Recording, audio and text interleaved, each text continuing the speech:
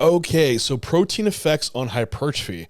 So looking at protein and how it affects muscle protein synthesis and muscle protein breakdown. So protein alone, so just when you consume protein, there's a transient rise in protein synthesis, and exercise potentiates this, which is really cool. That's what we care about for building muscle. So when you train and work out, when you consume protein, there's a further increase that protein synthesis would rise. If you were to say just take protein alone without training, you'd have a bump in protein synthesis, but nothing like if you train prior, you get this absolute surge of protein synthesis that occurs. So protein post-training is extremely essential. Now, we had some investigation a while back of seeing how does all this stuff occur. And this is, I think it was like the early 2000s. Leucine was super popular because they found out leucine was the trigger for mTOR activation, which is a pathway that leads eventually to protein synthesis occurring. And everyone started taking leucine. I took it too. I had my bag. I ordered just leucine, was like adding it into things. It tasted horrible. It's very, very bitter. What we found out is that, well, all amino acids are required for sustained elevation of protein synthesis. So yes, leucine is a trigger for this process to occur. However, to fully see it out, you have to have all the amino acids present.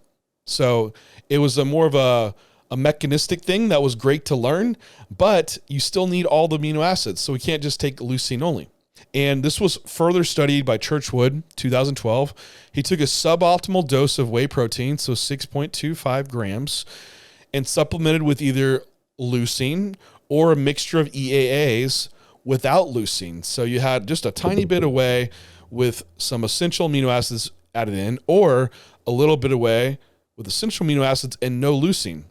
And muscle protein synthesis, like 25 grams of whey protein was also compared in this. Only the 25 grams of whey protein was able to sustain exercise-induced rates of muscle protein synthesis. So you had these equivalent amounts of different amounts of essential amino acids, some with no leucine, some with the same amount of leucine that was in the whey protein. Only the one that had this threshold amount of total protein was able to keep that process going. Big picture takeaway here is let's not focus on individual amino acids being supplemented. The big thing is you're reaching a total net protein amount that's going to cause that protein synthesis to continue to occur. Another thing around protein is that it is insulinogenic. So it does cause a rise in insulin, and that insulin alone rise that protein occurs is enough to cause protein suppression of degradation and enhance glycogen storage. So there's some rationale, like in peak week when you're doing your carb load, why you'd want a little bit of protein present, because it does add to this insulin response and can enhance your glycogen storage too. A lot of people think you need a ton of carb post-workout to suppress protein degradation. Well, it's not true. Actually, just protein alone is enough to produce enough insulin to do so. Now, that's a minimalist approach. It's more of like understanding the science of things. We're absolutely still going to have carbohydrate post-workout for other reasons to fuel recovery for our next sessions. Protein and this exercise in general. So devoid of post-exercise protein balance is going to remain negative. So that's pretty much the obvious one, right? If you train, you don't consume protein, you're going to be net negative protein balance. Protein is required to drive this process. And the anabolic sensitivity, so this anabolic window post-workout, it's elevated for like 24 hours after you train. 5 to 6 hours, there's a little bit greater sensitivity. However, we'd say like if you had where this changes, and a lot of this research comes from looking at fasted training, and post-workout, you have a greater response to this protein synthesis. But what they found, if you consume protein before you train, that response post-training, it's not really as dramatic since you had protein pre-workout. And so the net outcome of this, it's about the same. So timing now, with the caveat that you consumed enough protein, doesn't matter as much. A lot of people don't like to hear that. But with protein synthesis elevated for over 24 hours after a session, as long as you consume enough protein around this training window, you're going to maximize protein synthesis and suppress protein degradation. Now, when we get into nutrient timing, we'll talk a little bit about here that there's going to be some windows where we do want some protein pre and post workout. We're not saying to consume all your protein once per day. There's a little bit of nutrient timing that does matter still. But that's the big picture on protein, is that total protein and calories are the most important for training adaptations, and timing is of lesser importance. So you get people that used to be very nuanced around protein timing, that, you need your whey protein like 30 minutes within post-workout window, and really that's just not the case. Protein effects on body composition. So for one, protein has a really high satiety index, so it can really suppress appetite. So there is a driver around when we're looking at fat loss phases or contest prep, having a higher protein intake. That could be a tool to utilize to decrease hunger. So we're now looking at beyond protein just driving protein synthesis and protein degradation. There's actually other processes that we probably could really leverage and we care about when you're coaching someone. You're like, hey, coach, I'm hungry. Well, we could increase their protein intake, and that would be a very viable strategy to do so, even though we might go beyond what it takes to just maximize protein synthesis. Because you have people that get really harped up on, well, only 1.6 grams per kilogram of body weight is enough to maximize protein synthesis. And that is very well true. But there's other rationales for having higher protein intakes as well, and this is one of them. Now, I will say you have to balance this also with amounts of veggies and fruits that are also voluminous, because those can also be great tools to utilize for hunger management. And usually we're already really overdoing protein on the bodybuilding front, so make sure it is balanced with what you are leveraging to utilize for hunger management. Another thing around protein, it's a greater thermic effect of food. And there's some interesting studies that we're going to get into around high protein intakes, and possibly, since it takes so much calories to digest protein comparatively to carbohydrates and fats, that adding more protein in the diet, calories equated, might lead to improved fat loss just because of that. Also, a higher protein intake could lead to increased partition of those calories, right? So if we're having this protein, which can drive greater protein synthesis post-training, you're going to have more calories now allocated into the muscle building machinery versus those calories just going into fat storage. So protein is one of these nutrients that causes partitioning effect that can happen. In a calorie surplus, elevated protein can enhance muscle mass and keep fat gain decreased. So that was a study I was mentioning by Antonio, where they had subjects consume very high protein intakes, up to, it was 4 gram per kilogram of body weight. There was another follow-up study with 3.5 gram per kilogram of body weight. And these subjects, even though they ate in a higher calorie surplus than the lower protein group, they actually had less fat gain, which is pretty substantial. So if you could eat more calories and not gain as much body fat, that would be pretty awesome, right? Now there's we don't really know why that happened. That wasn't part of the investigation. It very well could be that there's a very large thermic effect of food happening.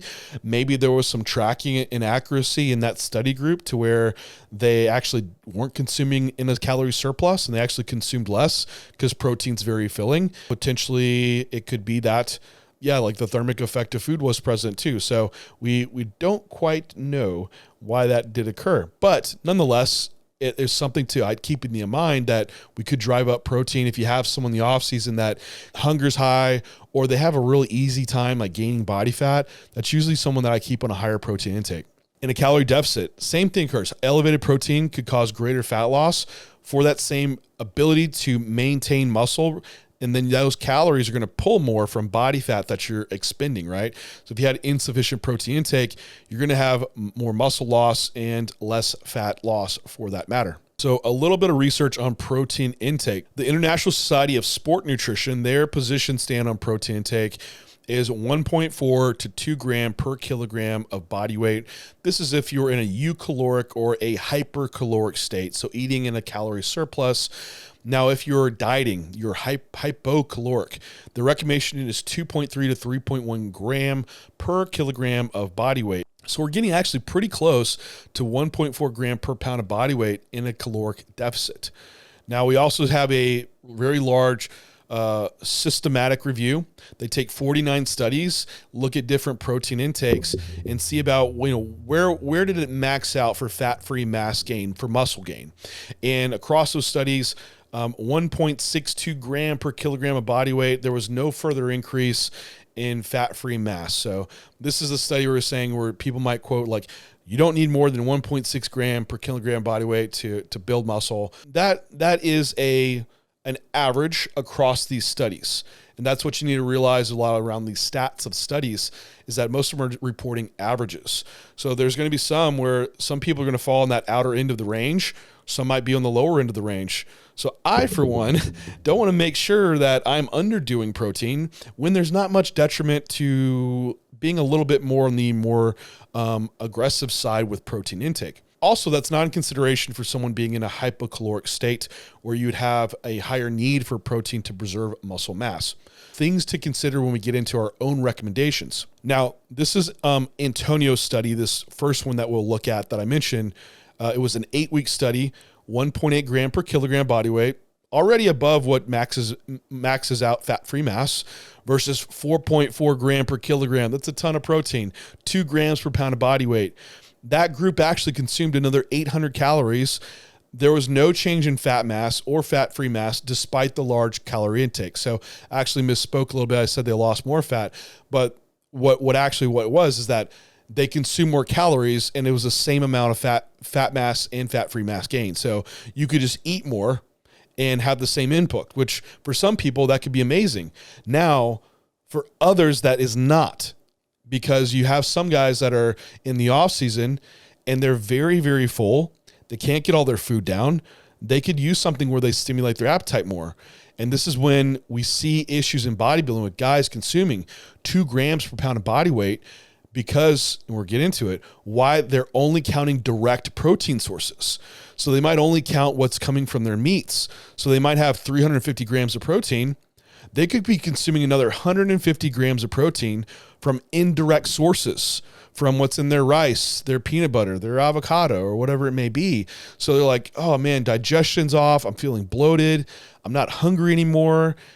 And what do you do about it? Well, if you don't know about all these indirect protein sources you're consuming, you very well might have very low appetite, and you could have had a improved time massing with a lower protein intake.